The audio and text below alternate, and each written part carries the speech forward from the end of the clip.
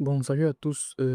Aujourd'hui, on va faire une nouvelle partie de notre série d'exercices. Bon, déjà, euh, nous sommes ici, exercice bas niveau de test, conditions, boucle imbriquée, etc.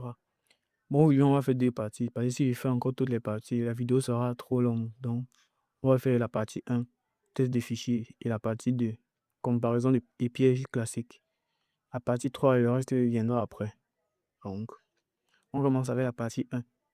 Objectif, arrêter de deviner et apprendre à interroger précisément l'état d'un fichier, la base de tout script de sécurité qui touche au système des fichiers. Il y a aussi les missions. Ok, donc on commence. Premièrement, je vais ouvrir Mousepad. Donc je lance deux terminaux. Ça. Bon, j'ouvre Mousepad d'abord. Bon, déjà, il me faut donner un nom à mon fichier. On va l'appeler netcheck, comme ici. On va l'appeler netcheck, comme ça. Maintenant, dans mon deuxième terminal, ici, ça sera mon bac à sable. Ok, il lance. Bon, comme on sait toujours, on met le dièse, point d'exclamation, slash bin, slash bash. Slash bin, slash bash. Ok. Bon, on demande première mission. Écris un test qui affiche OK si slash etc slash password existe et est un fichier normal. Donc, pas un dossier. On donne un peu l'aide ici. Utilise un moins E. Bon, le moins E, c'est pour l'existence. Le moins F, c'est pour savoir si c'est un fichier normal. À toi de choisir le et ou le moins A, de justifier ton choix. Bon, on commence. On va afficher OK si slash etc slash password existe. Et on vérifie après si c'est un fichier normal. Donc, premièrement, on vérifie d'abord si slash etc slash password existe. Donc, on met les structures de test suivantes. Premièrement, on vérifie l'existence avec le moins E. Oui.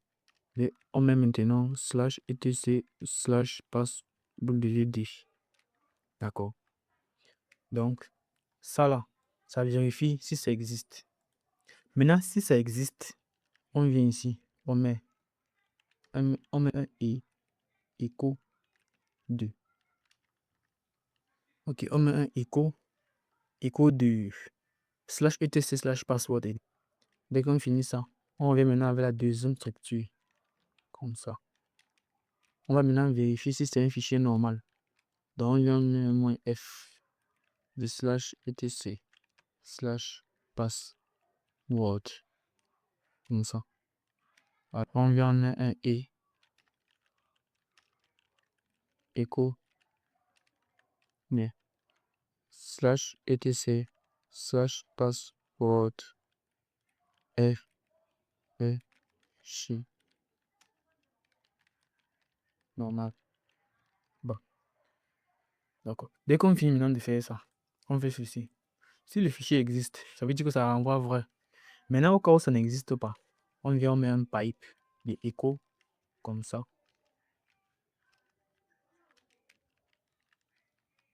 Slash etc. Mais on remet ça. On met ça ici. Mais en fait, ça, c'est le contraire d'existe. C'est pour ça qu'il y a le ou. Les deux barres verticales là. Voilà. Dans le fichier etc slash machin n'existe pas. Voilà. N'existe pas. Comme il y a deux chevrons ici, ça ne va pas déranger celui-ci. Parce que le premier chevron, c'est un carré par ça. Donc ça va pas besoin d'échapper celui-ci. Maintenant, ici, dès qu'on finit ça, on fait la même chose avec un pipe. Echo etc passe WD.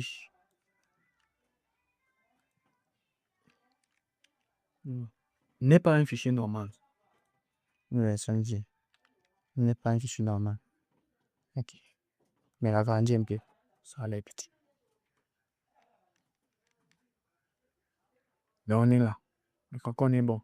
Si vous voulez faire comme ça. Si vous voulez faire comme ça. C'est aller plus grand. Mais bon. On peut d'abord y aller vérifier ça dans notre bac à sable. Donc on porte tous ici. On fait un contrôle C. On vient là, dans notre bac à sable. On coule. On exécute. On nous dit, le fichier ETC password existe. Et c'est un fichier normal. Donc, on est bon. Ça veut dire que ça marche. On peut continuer avec la deuxième question. Écris un test qui vérifie qu'un fichier passé en paramètre, bon, en argument, est à la fois lisible et instructible.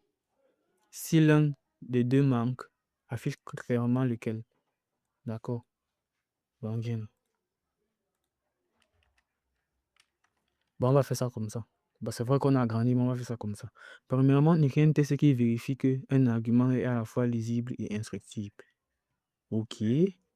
Pour vérifier si c'est lisible, pour vérifier si c'est instructible, c'est moins R et moins W respectivement. Donc, on fait ceci. On met nos opérateurs de test. Premièrement, pour vérifier si c'est lisible, donc le droit moins R. Maintenant, de quoi? De $1. De $1. Ça va dire, est-ce que $1 est lisible? Si oui, fais un et écho comme ça. Tu mets ici $1 est lisible. Donc $1 est lisible. Voilà. Et si ça ne matche pas, c'est plutôt écho de $2. Écho de $1 n'est pas lisible. Voilà. Ça, c'est le premier. Et si on prend ça, on met dans notre bac à sable. Bon, on ne peut pas tester dans notre bac à sable parce qu'il faut déjà créer un fichier. Donc, et finir le deuxième après, on teste. Donc, on fait comme ceci, moins W. Moins W. Ah, comme ça. Est-ce que $1 est instructible? Si oui, on fait un et. En fait, le et marche ici et seulement si ce qui est à gauche renvoie voir. Voilà. Et le ou marche ici, ce qui est à gauche. Donc, quand on voit ce ou, ça veut dire que ça là, ça affiche. Si ça là renvoie faux, ce n'est pas un ou logique. Donc, le ou logique, c'est les deux. Bon, le ou logique fait ça, après ça fait ça. Le ou logique, c'est un peu comme un point-virgule comme ceci. Voilà. Maintenant, ce ou-ci, si ça là renvoie vrai, ça là ne va pas s'exécuter. OK. Donc, on fait ici un écho. Si c'est instructif, on fait un écho. $1, 1, 1, inscriptible. Maintenant, si ça renvoie faux, écho, OK, on porte ça. Mais là, on n'est pas inscriptible. Vous voyez ça. Bon, je vais mettre un délai pour séparer. Bon, un écho, comme ça, pour créer un peu d'espace dans le code. Bon, j'enregistre ça. Je vais essayer d'exécuter ça ici, dans mon bac, ici dans mon bac à sable. J'ai une bonne vite. Les droits.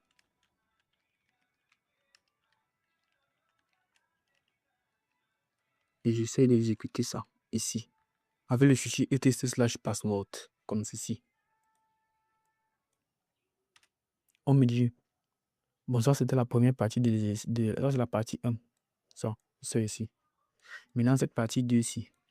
Premièrement, ça vérifie si $1 est lisible.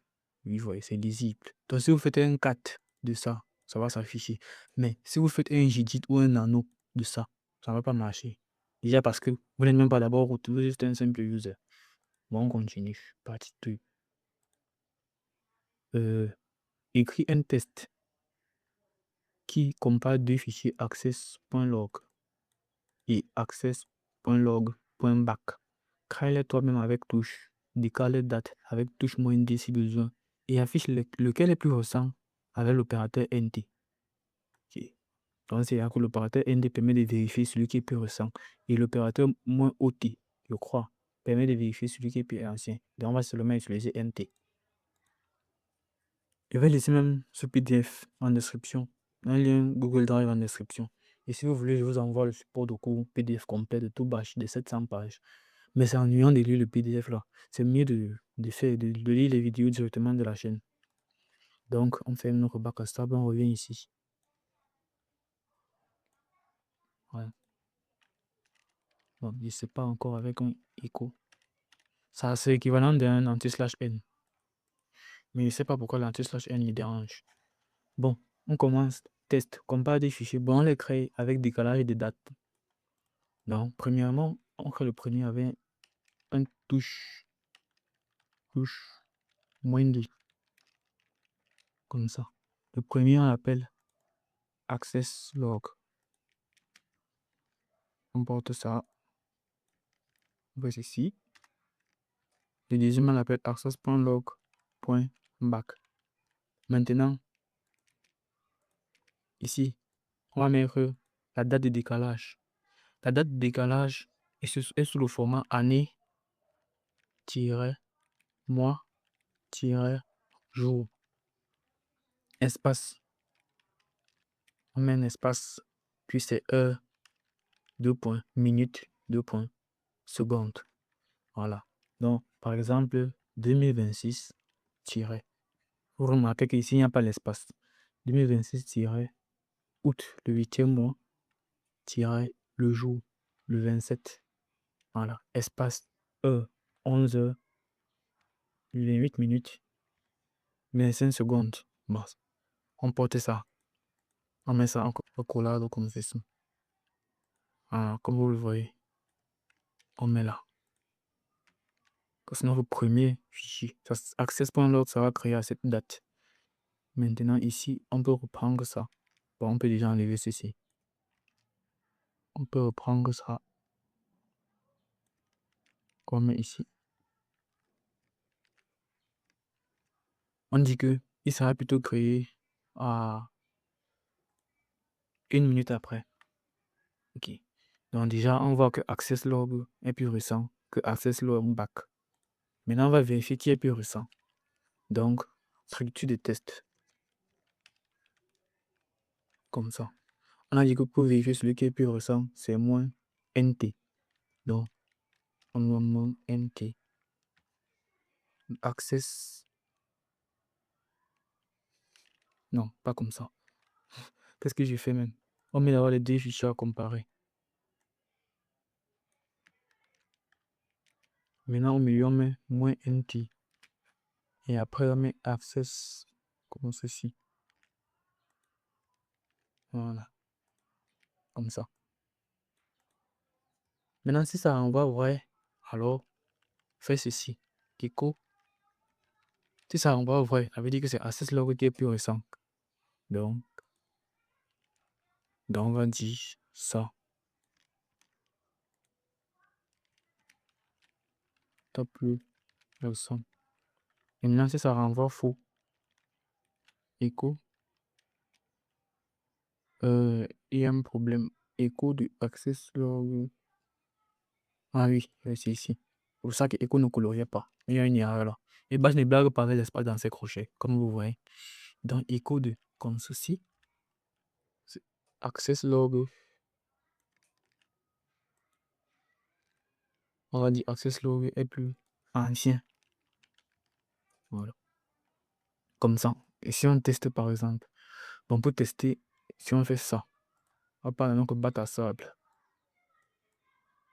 En fait, j'utilise le bac à sable pour lors de l'exécution du fichier complet. Je n'ai pas de problème. Donc on fait ça. Crée-moi ça à cette date. Crée-moi ça. Accumule cette date. Voilà. Compare. Voilà. On nous dit access log est plus ancien. Access log est plus ancien. Pourquoi? Parce que celui-ci. Ah oui, c'est vrai. Il a été créé à 11h28. Celui-ci a été créé à 11h29. Ah, c'est vrai. De toute façon, ça ne dérange pas. C'est moi qui ai mal interprété. Bon. Oui, c'est plus ancien, c'est normal. Comment moi mieux fait? 11h28. 11h28 est plus loin. Est plus ancien que 11h29. Bon. Et enfin, dernière question. Piège volontaire. Donc, on revient ici. C'est un écho. Écho, voilà. On dit, crée un fichier vide. Touche alerte.log. Bon, moi, je n'ai plus besoin de réécrire. Fais juste un copier-coller parce que je connais déjà en quoi ça fait, ce que ça fait. Écris un test moins est-ce qu'il vérifie si ce fichier a une taille supérieure à 0. Ok.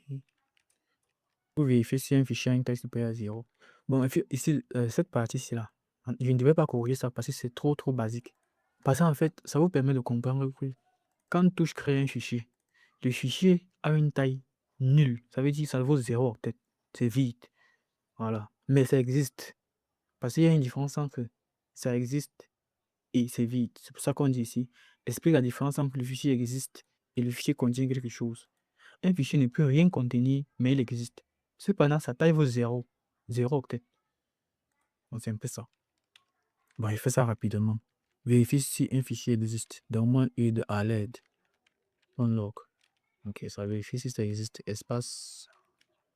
Si ça existe, alors, bon, avec le i. Quand on va faire les if et les else, on va plus utiliser trop le i parce que ça allait un peu plus long. On va plutôt faire les if et on en passe une fois.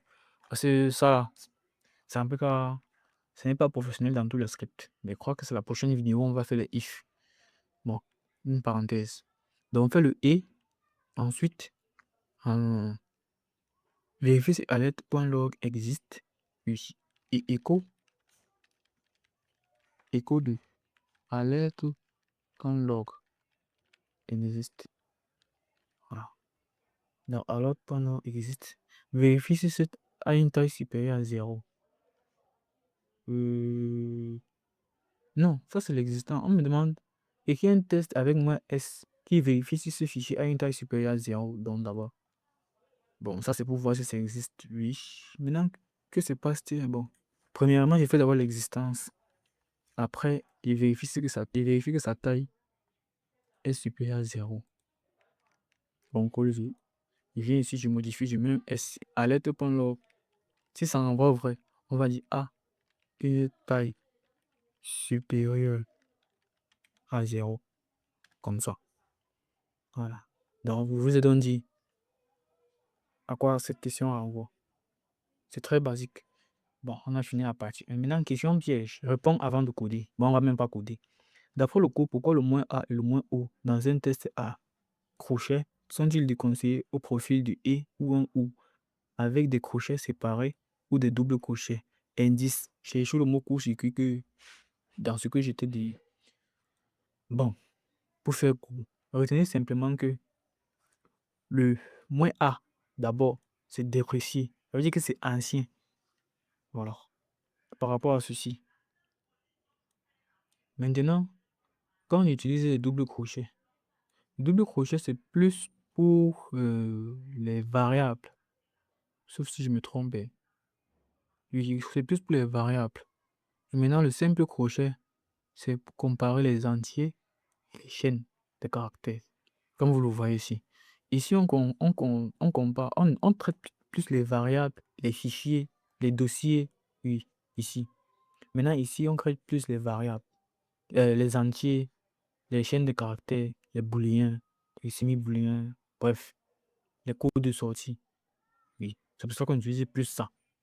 Bon, le et le ou, moi, je ne sais pas si je dois expliquer le et le ou. Donc, on peut venir ici.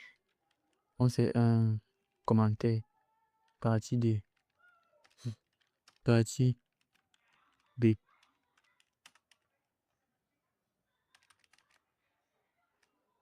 Bon, est-ce qu'on a testé ça dans le bac à sable? Je ne me souviens pas. Non. Donc, crée access.log. Vérifie s'il existe et vérifie s'il a une taille supérieure à 0. S'il n'a pas une taille supérieure à 0, on va dire plutôt avec un ou. Echo alerte.log n'a pas une taille supérieure à 0. Non, non. Bon, partie 2. Piège classique. Moins EQ, égalité. Bon. Contexte cyber, voilà. C'est pour les gars qui font que cyber. Mais sinon, même les admins peuvent faire ça. Bon, tout le monde peut faire ça. C'est toujours basique. Mission. Demande à l'utilisateur avec read un port réseau. Oui, ça c'est plus pour les 6 admins et cyber. Même ceux qui font admin réseau. Demande un port. Oui, et je crois que la partie, c'est une partie même c'est même la partie la plus utilisée même chez les admins réseau. Cette partie. Bon, arrêtons de les vanter. Demande à l'utilisateur avec read. un port et qu'il y a un test qui refuse la valeur si ce n'est pas un port valide, c'est-à-dire c'est pas un entier. Attention, il faut d'abord vérifier que c'est un nombre avant de le comparer. Sinon, moins LT et moins JT plantera. On a port égal à ceci. Bon, ça, il va expliquer. Tu as le droit de chercher rapidement ce qui fait égal tilde. Ça, c'est pour matcher. Ou de demander, combiner à une comparaison numérique. Bon, premièrement, j'explique ce qui est bizarre. Le plus facile, moins LT. Moins LT signifie inférieur. Moins GT signifie supérieur. Donc, moins LT signifie inférieur à quelque chose. Moins GT signifie supérieur à quelque chose. OK. Bon, maintenant, le plus intéressant sera ça. Qu'est-ce que ça veut dire? Ça veut dire le contenu de la variable A. Est-ce que ça match? Ça signifie matcher. Parce que, bon, un peu comme une égalité, est-ce que ça équivaut à dire quelque chose? Est-ce que ça veut dire que ça signifie, bon, celui que vous voyez ici, début de chaîne. Ceci, fin de chaîne. Bon, en fait, ça, c'est un truc un peu avancé que Bash a mis sur pied parce que, en fait, Bash ne permet pas de directement savoir en un seul mot, comme par exemple le moins A, le moins E. Bon, le moins E signifie existe. Il n'y a pas un paramètre qui permet de savoir directement si le contenu d'une variable est de type entier. Oui. Ils ont donc créé ça. Pour dire quoi? Est-ce que le contenu de la variable port match avec le fait que son début de chaîne est numérique et lorsqu'on l'incrémente jusqu'à la fin, c'est toujours numérique. Bon, en fait, c'est pour dire que est-ce que son début de chaîne avec le symbole ci et lorsqu'on incrémente, le plus que veut dire incrémente, jusqu'à la fin de la chaîne. Par exemple, si on a 0, voilà.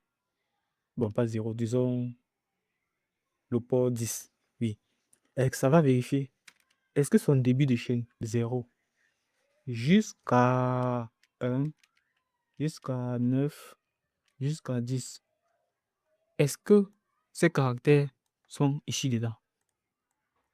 Si oui, alors c'est un entier. Alors le contenu de ça, c'est port. Donc le contenu, le contenu de $port est un entier. Bon, on va faire un peu de pratique pour voir. Donc, premièrement, demande à l'utilisateur d'ancrer un port. Bon, on va faire ici un écho. Veuillez entrer un numéro le cœur. On va dire comme indication. Ça sera compris entre 1 et 65 535. Ok, je mets un data. Voilà. Maintenant, on va reach support. Support, c'est ça. Comme ça. Donc, ça va prendre ce que l'utilisateur va ancrer. Ça va mettre dans la variable port. Bon, maintenant, on va vérifier si ce que l'utilisateur va ancrer est un entier. Et pour ce faire, on utilise cette structure de test ici. Comme ça. Vous n'êtes pas obligé de retenir. Vous pouvez juste... bon, en fait, comme vous voulez. Donc, si la variable port est de type entier, ça veut dire que ça match avec le fait que ces caractères sont entiers. Il y a la première valeur, début de chaîne, jusqu'à la fin de la chaîne.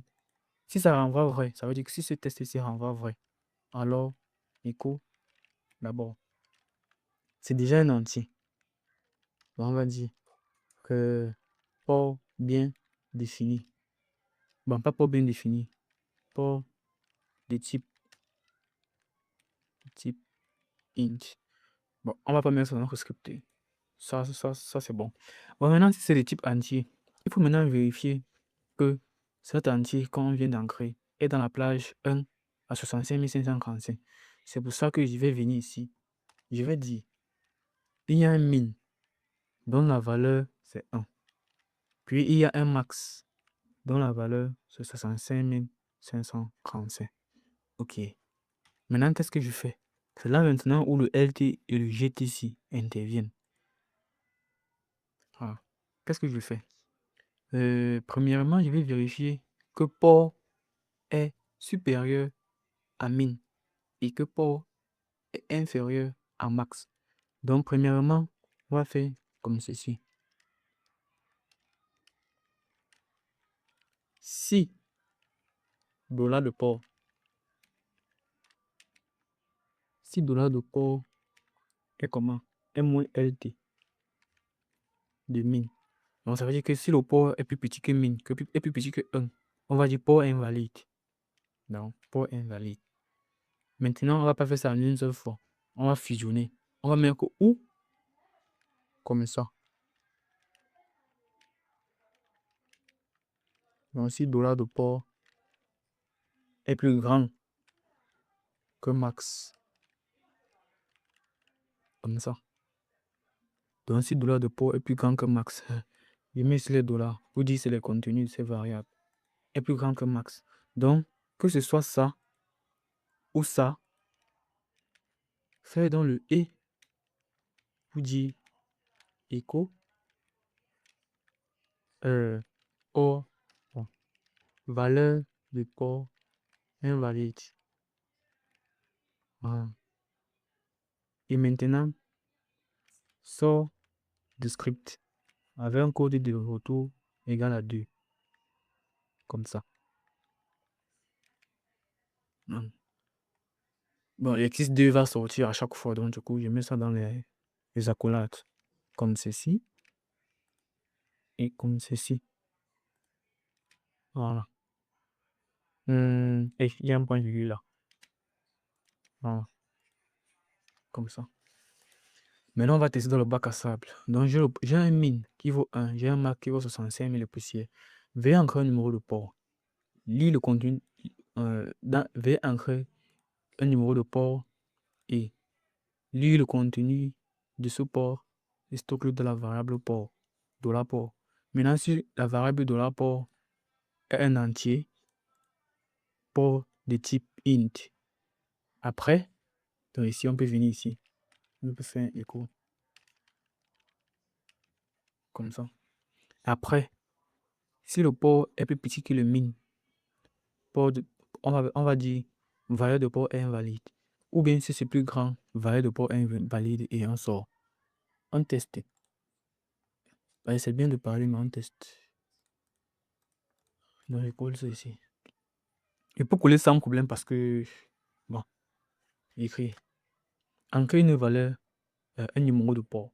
Par exemple, je mets 0. Ah non, c'est exit. Non, non, non, non, non, ça sort. Ça sort parce que ça sort du terminal. Or, dans le script, ça doit sortir. En fait, ça doit sortir d'un script, non sortir du terminal. C'est pour ça que ça va fermer. Bon, je reviens avec mousepad.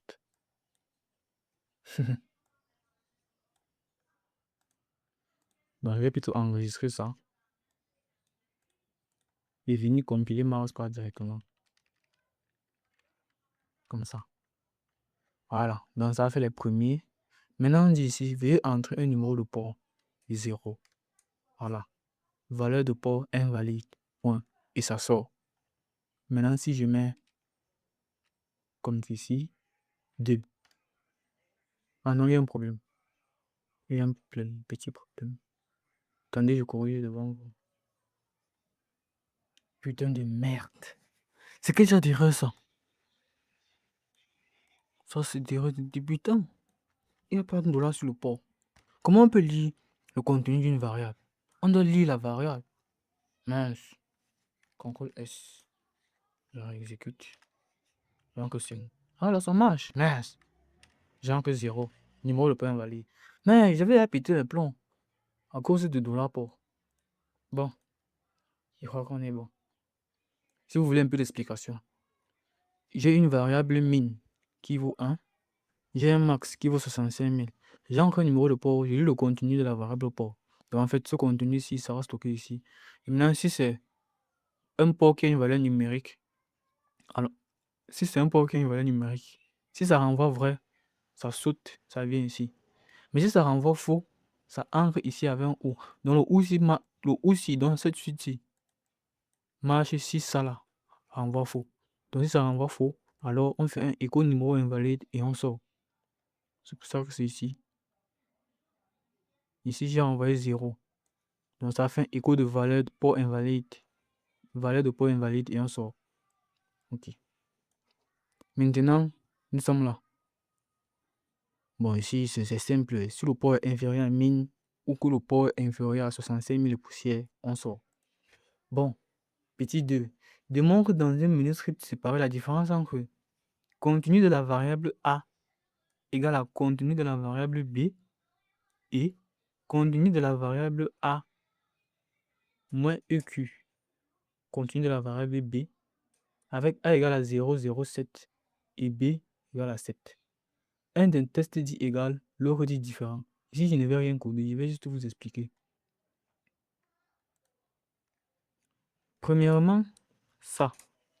Quand on fait contenu de la variable A égale contenu de la variable B, ça veut dire que si A est égal à B, donc ça veut dire si la valeur numérique, ça compare en valeur numérique.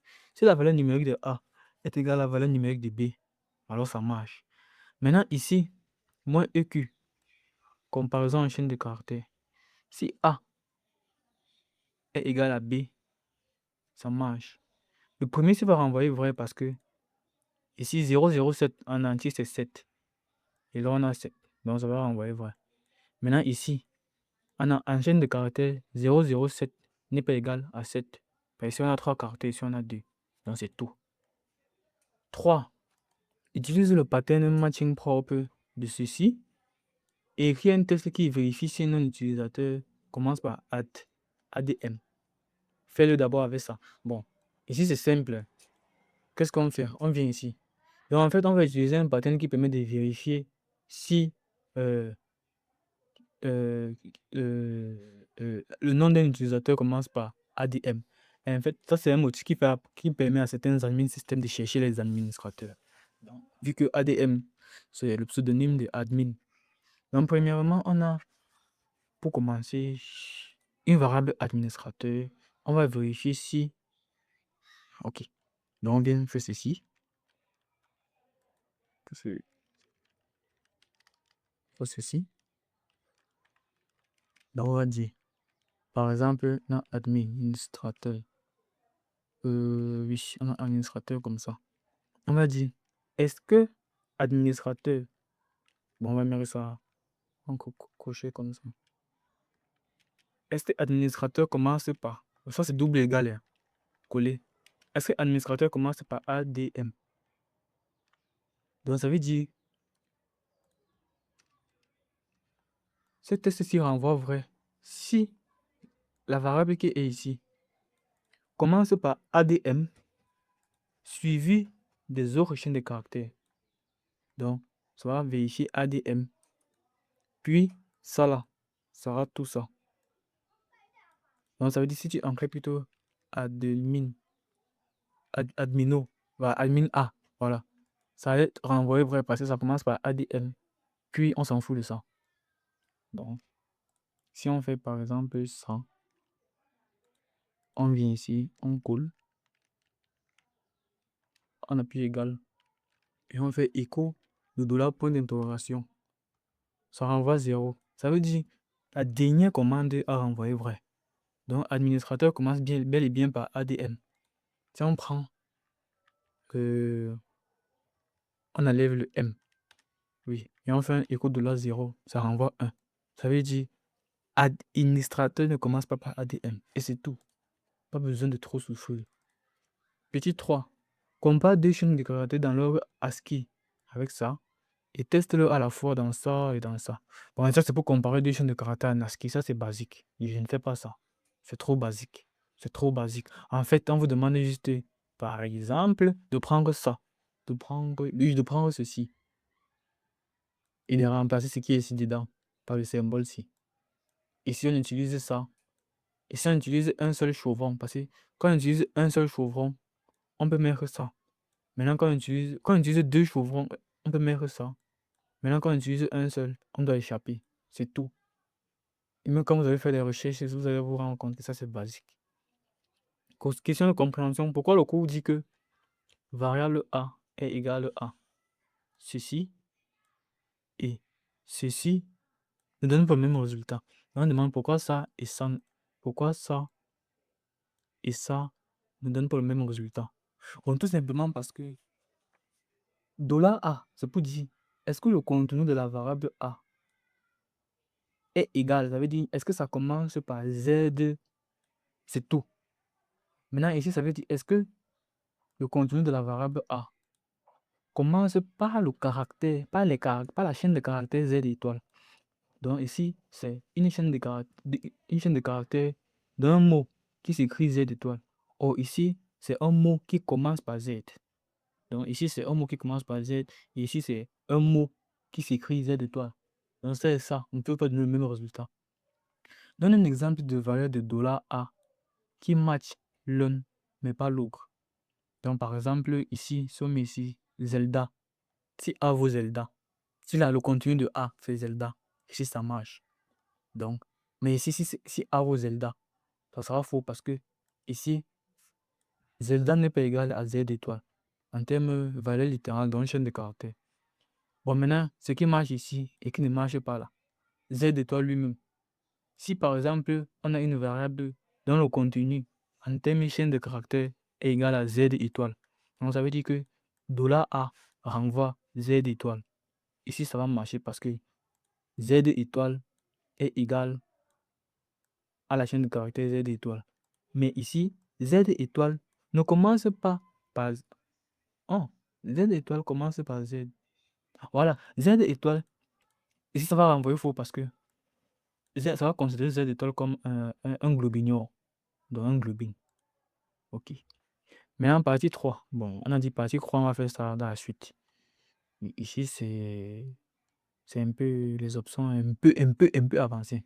Si un utilisateur courant est route, alors, oui. Sinon, ok, ok. Puis là, on a la boucle while. À la partie entre de la boucle while, dans le NGNX. Oui, ça, c'est pour le cas de la cyber. Bon, la boucle untie. Ok, la boucle for, la boucle en scan de réseau. Oui, triangle de sécurité. Oui, ça, c'est plus pour les développeurs. Ça ne sert pas aux gens de la cyber. Prendre bien, c'est juste pour comprendre. Et ici, c'est assemblage final de script. Bon. Bon, c'est bon pour aujourd'hui. J'espère que je vous ai beaucoup aidé. Bon, on va essayer d'exécuter ce script. Donc, premièrement, ici,